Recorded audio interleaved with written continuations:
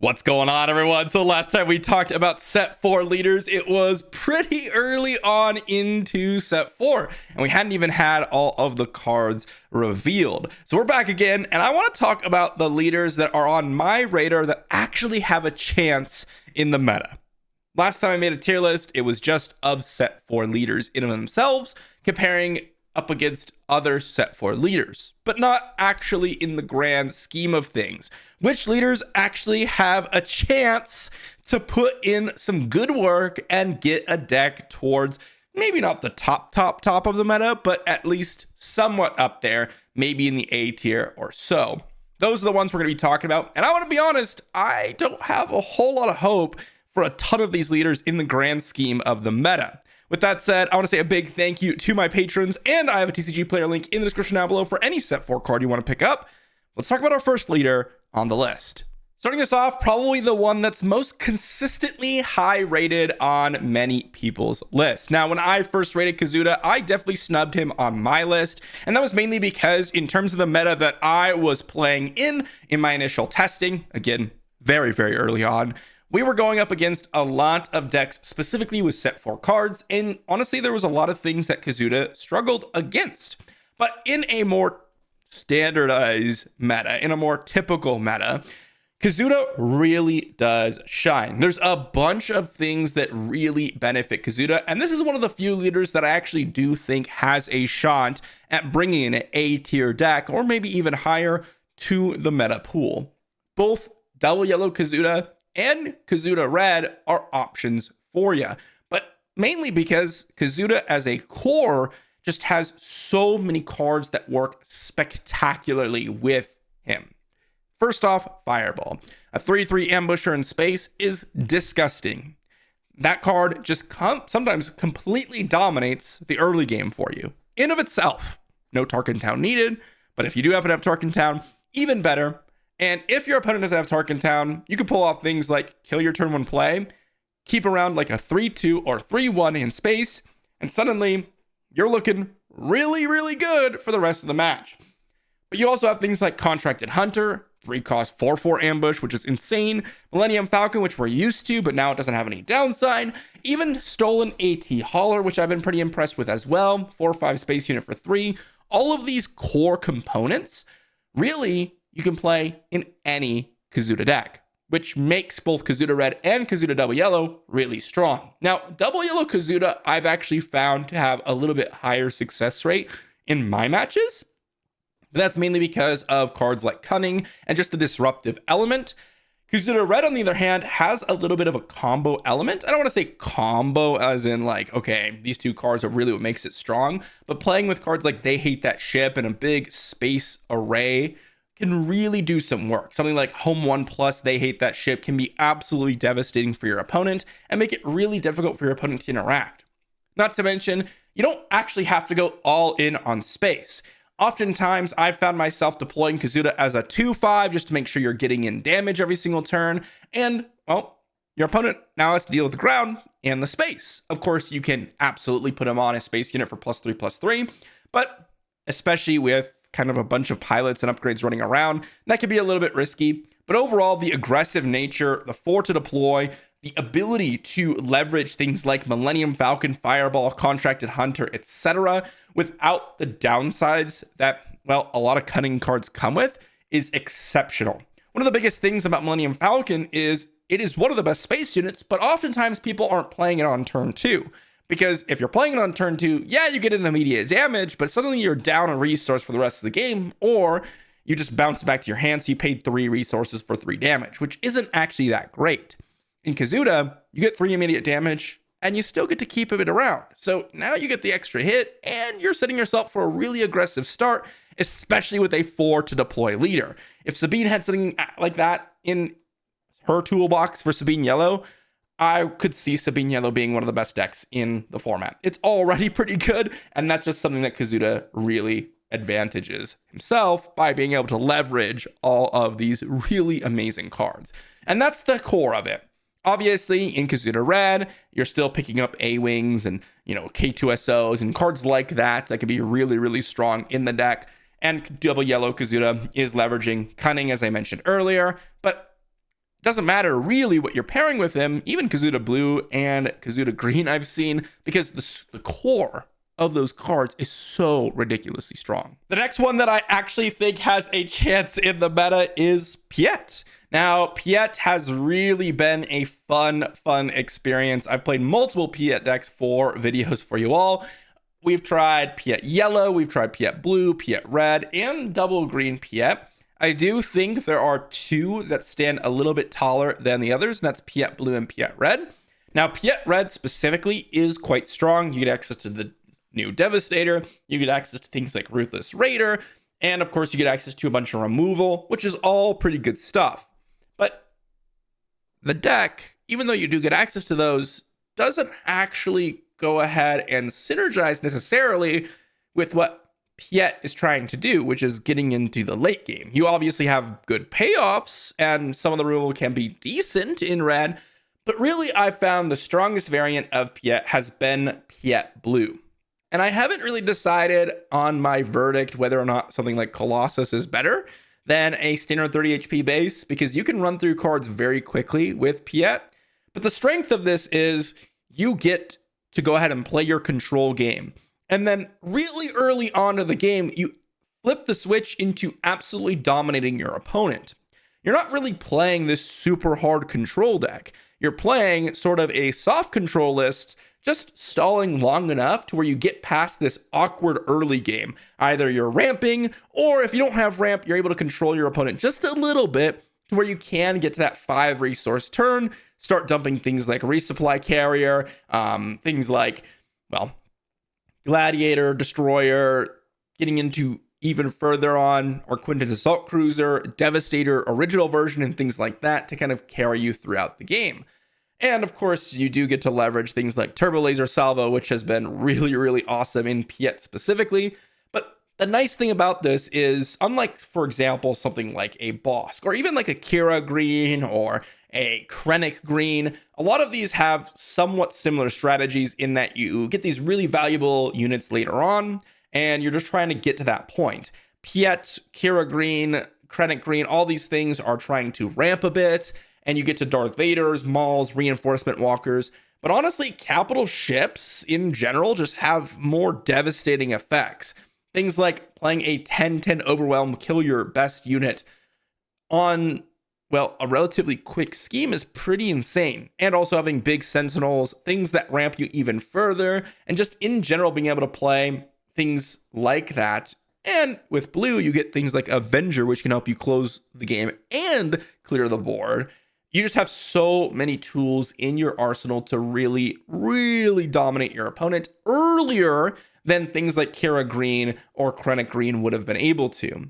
And oftentimes, all of those cards interact on a way that isn't necessarily relegated to a specific arena. Like Devastator, yes, it's going to dominate the space arena more, but it still affects the ground arena. Whereas things like Reinforcement Walkers, Darth Vaders, or things like that don't necessarily do what you're really looking for in some matchups for Krennic Green and Kira Green. And yes, I know you still have Avengers in those decks, but again, with Piett, it's 2 turns earlier, and in some cases even earlier than that, because you've already leveraged other capital ships like Resupply Cruiser or our Quinton's Assault Cruiser to go ahead and ramp you even further. So it really kind of develops into itself and is quite a powerful list. I think this does have a chance to break into the meta. So those two are the only decks on my radar right now that are decks that I think have a decent chance to break into the meta. And when I say break into the meta, again, we're talking about higher tier lists, things that actually have a decent shot at giving you a competitive chance to win some tournaments. But there are a few honorable mentions that are just below that I think are worth talking about. I'm actually going to start with Thrawn. Now, this one's interesting because it has extremely high variance in my experience. There has been games where I get a Val down and I curve into whatever unit I'm playing next, or I've got something like the new Director Krennic and I'm able to cheat on costs and I'm suddenly doing some crazy things, and Val dies and I get a bunch of experience and I just close out the game really quickly because your opponent can't really deal with that. And then I have other games where I kind of draw the weaker side of my deck, or maybe I'm just drawing the controlling options and then I can't get the when defeated out, or maybe I'm not getting the right when defeated cards because I got a Val, but then I'm getting these other cards like Starwing Scout, for example, and that doesn't really work all that great together, generally speaking. So there's a lot of different things that Thrawn offers. There's a lot of when defeated abilities that are pretty solid, and there's a lot of them that are pretty mediocre, okay? This is where Thrawn, I think, really could benefit from an additional set, but depending on how the meta shapes up, if we're able to actually do a little bit of setup with some of these decks, then I could see Thrawn doing some decent stuff. Obviously, getting the when defeated abilities isn't something that is really, I guess you say, worrying, because in some decks, you need to be able to attack, you need to be able to have that unit in play, whereas Thrawn's, you have it in play, you can kind of force trade it in a lot of times, or you could build around your deck where you can force defeat your own units. And, well, if your opponent kills them, when you still get the when defeated abilities, so they're still pretty strong there. That's the nice thing about Thrawn. It's just a little bit inconsistent, and that could harm it a little bit. I definitely think this is solid, like just reasonably solid, but not too insane to really say that it's going to be some sort of meta option. The next one, which I've been pretty impressed with, is actually Poe Dameron. Poe Dameron has been really, really solid in terms of overall gameplay. I think it's actually even better than Thrawn. I think it's the closest to the Pietts and the Kazudas out there. And it's really because you just play a hyper aggro deck with Poe, like a hyper aggro deck, and you use these spare resources to really force a decision from your opponent. And you don't necessarily need to play all vehicles. Most of the rebel curve that you were seeing in prior sets was turn 1 space unit or turn 1 battlefield marine, things like that, into turn 2 wing leaders and, you know, all that good stuff. So there was a lot of space units already being played in that natural curve. And so you could actually play a deck that does have some ground presence and some space presence. And then you use this one resource action to just get in early damage. And yes, I know when you put it as a pilot, is it something that is going to really damage you? Because it does cost that one, and one resource in the early game can be pretty brutal. Well, +2/+1 can give you enough of a stat line to kind of just, well, go all in. This is a deck that can really be tricky for those that are more trying to play around everything. But if you are someone who just plays an aggro deck and then you just flip Poe Dameron and you're like, you know what, I'm bashing in for some damage, more than often, it's going to do some work. +2/+1 in the early game can really stop your opponent's strategies and really put them under a lot of pressure, especially if they already have a 3-powered unit attacking into them. That +2 power can matter a lot. Of course, you get to pair this with eject and things like that, but most of the time, Poe Dameron just deploys as an epic action because your opponent has to deal with that earlier space unit or vehicle, depending on how your deck's built, to deal with Poe Dameron, and as such, you get a Poe Dameron deploy, which is actually pretty decent. Not that it's going to be a meta shakeup or anything like that, but I do think it's got a decent chance to do some work as a maybe high B tier, low A tier list in Poe Dameron. And then the last one that I wanted to mention, there's a couple of fun ones like Han, that's been pretty fun. Boba Fett, I do think Vader has been pretty fun. But I'm actually going to mention Luke Skywalker. Now, this one's been pretty interesting to me because I've been playing various variations of this guy.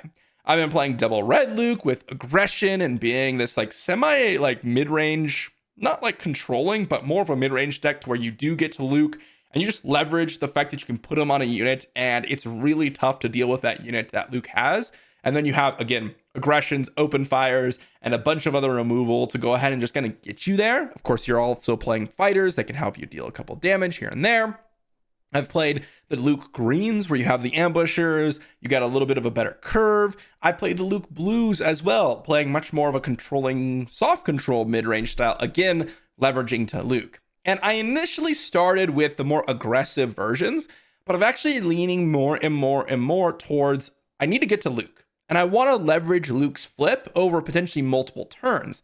And it's one of those things where, unlike, let's say, Anakin, where you're playing Anakin blue from set 3 or Ray Red from the previous sets, where you are relying on this 6-drop leader to either win you the game or help you recover in the game. Luke does it better, in my opinion, than both of those, assuming you have the proper setup for it. Because his ability is a little bit more relevant, assuming you've got the fighters for it in the earlier stages of the game.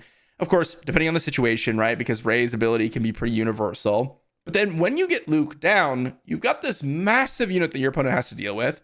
And unless they have a specific event to kill the unit itself, well, Luke's going to be sitting on there and just constantly bashing down your units, sort of like a Darth Vader from set 1, except even more oppressive, and ends the game extremely quickly. And if you do play a mid-range style of deck, there are games where you go A-wing turn 1 into turn 2, whatever unit you're playing, and you just win because you're curving out, you get to 6 resources, you deploy a leader, and it's got 5 power. Like, even if you don't put it as a pilot, it's 5 power. That's a lot of power. That's more than the vast majority of 6 to deploy leaders. 5 power is incredible to go ahead and close out a game. So there's the fail case of being able to get down as a 5-power unit and just get in. And when I am playing things like Luke Blue, for example, you can even double up and play things like Jedi Lightsaber on your Luke, similar to Anakin. He is a Force unit. It does work like that with that. Or, you know, some of the Rebel synergies like Fleet Lieutenant, Wing Leader, and things like that. You have a lot of different options with Luke, and I found this to be pretty solid as well. Again, not quite as strong as some of the ones that I've mentioned here, but I do think this guy's got a chance on a little bit of a different angle than I had initially suspected for Luke. But realistically, in my list here, I'm going to have to put Kazuda and Piett as the 2 to look out for. And then the rest as, well, maybe you can give a shot and do some work with them. A couple other ones that I'll mention real briefly here at the end of the video. Wedge, really, really strong. More of like a double red Kylo type of feel.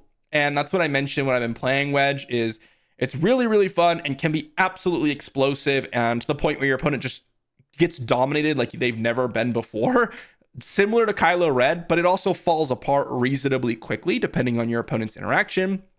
Things like your Major Vonreg has been pretty good. Again, another 4 to deploy leader. A lot of the vehicles can be really nice, just playing them into each other. And in this case, you're playing villainy, so you get triple dark raid, and you can put Vonreg on like a TIE Phantom, which can be pretty oppressive.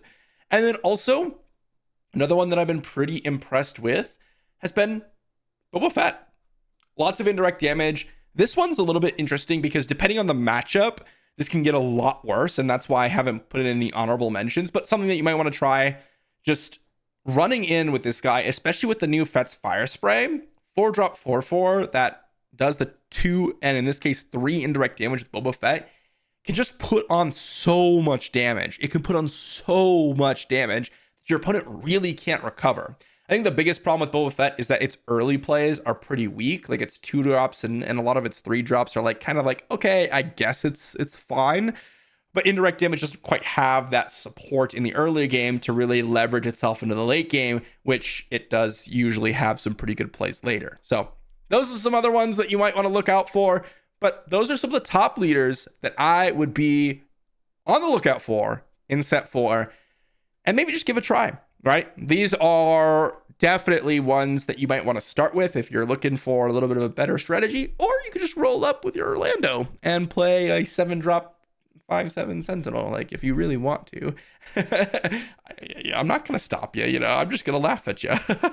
Thanks for watching, everyone, and I'll see you all for the next one.